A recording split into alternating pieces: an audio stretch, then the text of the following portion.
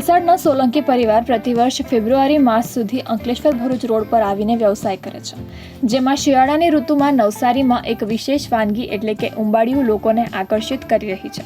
આ પારંપરિક ગુજરાતી વાનગી માત્ર સ્વાદિષ્ટ જ નહીં પરંતુ આરોગ્યપ્રદ પણ છે। અંકલેશ્વરમાં દક્ષિણ ગુજરાતની શિયાળાની વાનગી એવી ઉંબાડિયાનો ચટકો હવે અંકલેશ્વર અને ભરૂચવાસીઓને પણ લાગ્યો છે। ઉંબાડિયાને પકાવવાની પદ્ધતિ પણ અનોખી છે, જેમાં માટલું ઊંધું મૂકી તેની આસપાસ આગ પ્રજ્વલિત કરીને આ વાનગી તૈયાર કરવામાં આવે છે।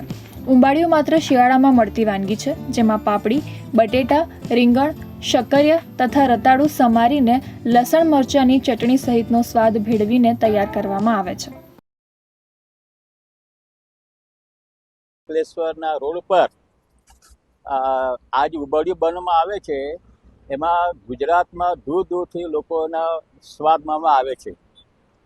હવે આ જે ઉંબાડિયું બનાવવામાં આવે છે એ ઉંબાડિયું બનાવવામાં લગભગ 5-7 જાતના શાકભાજીનો ઉપયોગ થાય છે।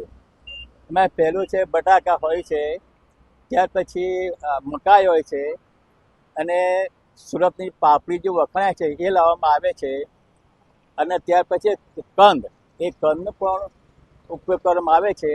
અને એનો સ્વાદ એટલો બધો હોય છે કે લોકોને એકવાર ખાધા પછી એ વારંવાર ઉંબાડિયું ખાવાનું મન થઈ જાય છે। જો કે નવાઈની વાત તો એ છે કે માત્ર વરાળથી બનતું આ અંબાડિયાનો લોકોના મોઢે સ્વાદ રહી જાય છે, જેમાં ન તો કોઈ વધુ મરી મસાલા હોય છે કે ન તો તેલનો ઉપયોગ કરવામાં આવે છે। માત્ર વરાળથી બફાતું આ અંબાડિયું સ્વાસ્થ્ય માટે પણ ખૂબ જ હિતકારી માનવામાં આવે છે, કારણ કે તમામ પ્રકારના શાકભાજીનો ઉમેરો કરાય છે। છેક વલસાડથી અંકલેશ્વર આવી દુકાન ચલાવતા ભાવનાબેન સોલંકી દુકાન પર રોજ 80થી 100 કિલોથી વધુ ઉંબાડિયું વેચાણ કરી રહ્યા છે, જ્યાં ભરૂચ અંકલેશ્વર ઉપરાંત અમદાવાદ, સુરત, વડોદરા અને આણંદથી લોકો આ વિશેષ વાનગીનો સ્વાદ માણવા આવે છે। દક્ષિણ ગુજરાતમાં ઉંબાડિયું બનાવવામાં આવ્યું છે। વલસાડ જિલ્લાનું અમારું પ્રખ્યાત છે ડુંગળી વલસાડ। અમે ઉંબાડિયું બનાવીએ છીએ, બધું રાખીને બનાવીએ છીએ। બાપ દાદાનું અમારું ચાલે છે।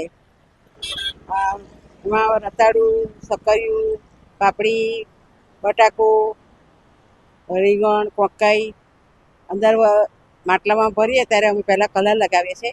કલર લગાવીને પછી અમે એને ભરીએ છીએ। ભરીને પછી અમે એને કલર મૂકીને ડાચો મારીએ છીએ। અને લોકો અમારે રોજના 50-60 માણસ તો ખાય છે, અને પાર્સલ બી ઘણું જાય છે અમારું। આમ રવિવારે અમારું 30-35 ઉપર જતો રહે આંકડો।